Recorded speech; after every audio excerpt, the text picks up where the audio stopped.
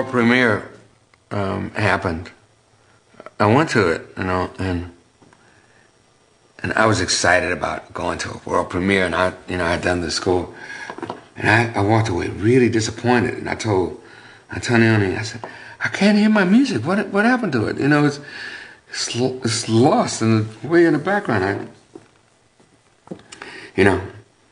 And he said, I'm sorry. I used the music as I felt was appropriate. You know. Anyway, I went home and I thought about it for a few days, and I said, now I don't know anything about doing film scoring. He's a great director who definitely knows what he's doing. Maybe there's something for me to learn in this. And it finally occurred to me that when I went to the premiere of the film, I didn't go to see the film. I went to hear my music.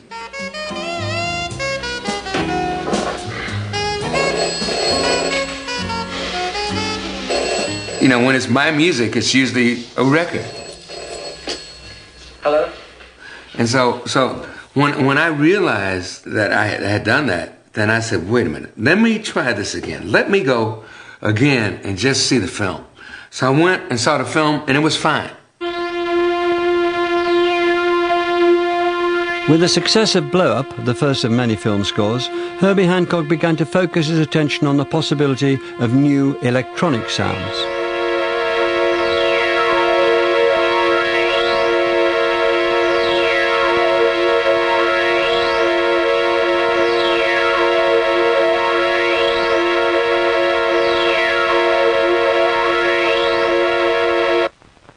This is amazing. When synthesizers came in, it was like, oh, finally, I get a chance to marry the two things that I love, you know, which are music and science. Listen to this.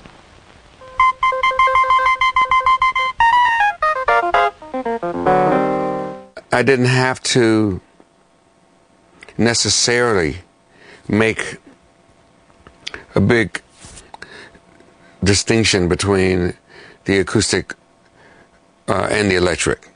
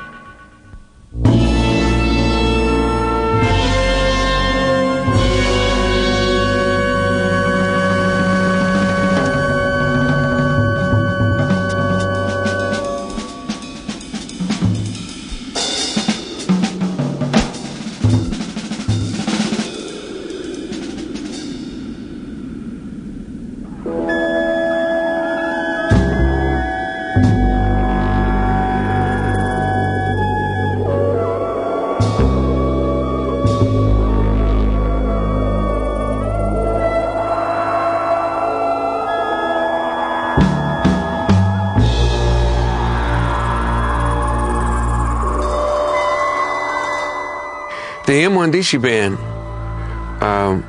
was kind of a development from the original band that I put together after I'd left Miles Davis's band. As the band got further and further out and further into the avant-garde arena, for the average human being, it would require a very, very concentrated effort to kind of get into that music. It's not your normal kind of easy chords and easy rhythms, and it's very raw playing. With the M1DISHI sort of period, he was, you know, going through his keyboard phase as well. He's always been a man surrounded by keyboards on all his records, on most of them. You know, he's like, wow, he's got a lot of keyboards. It's almost as important to him as, you know, as the making of the music. He's this tech head.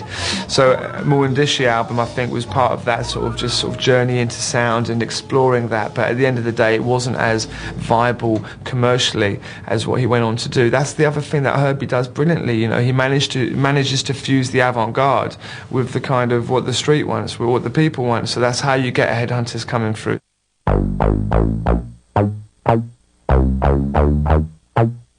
Something in me was not being satisfied, and I felt like I wanted to do something that was more grounded, that was more earthy, that was more kind of attached to the roots, so to speak. And I had already been listening to people like Sly Stone and James Brown and so forth, but I wasn't doing any music that was related to that. So I said, well, let me try to do a record that's kind of funky.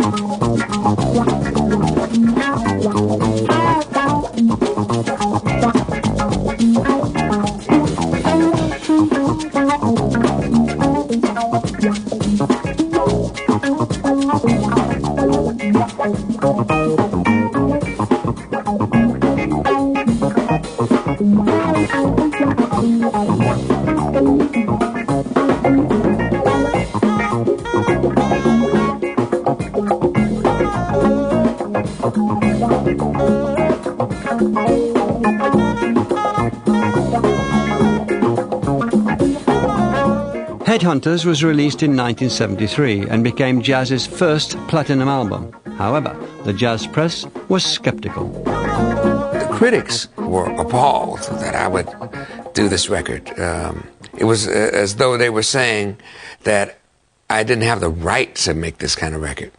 Now, the jazz public, they either liked the record or they didn't. They didn't stop liking me. And they said, I can write, you know, make any kind of record I want. If this particular record wasn't to their taste, they didn't buy it. But the press, the kind of hardliners of the jazz press, criticized the music and me for doing it. A lot of people would prefer Herbie to just play classical music like Wynton Marsalis, or play blues in a cotton field, you know? And critics like that, they're unnecessary in this planet. You know, there's some things that are necessary and some things that are really unnecessary in this planet. Like, I used to love hearing stories about how Miles Davis used to tell people, "Must you be here?"